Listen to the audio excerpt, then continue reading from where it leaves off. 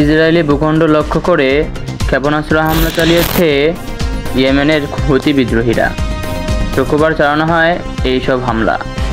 Tel Aviv লক্ষ্য করে ছোড়া হয় একাধিক ক্ষেপণাস্ত্র। ইসরায়েলের দাবি, আকাশ প্রতিরক্ষা ব্যবস্থা ব্যবহার করে ধ্বংস করে দেওয়া হয়েছে হুতি বিদ্রোহীদের ক্ষেপণাস্ত্র।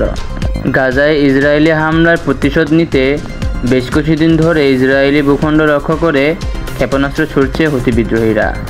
2 সপ্তাহ আগে হুতি বিদ্রোহীর একটি মিসাইল বিস্ফোরিত হয় ইসরায়েলি ভূখণ্ডের মধ্যাঞ্চলে।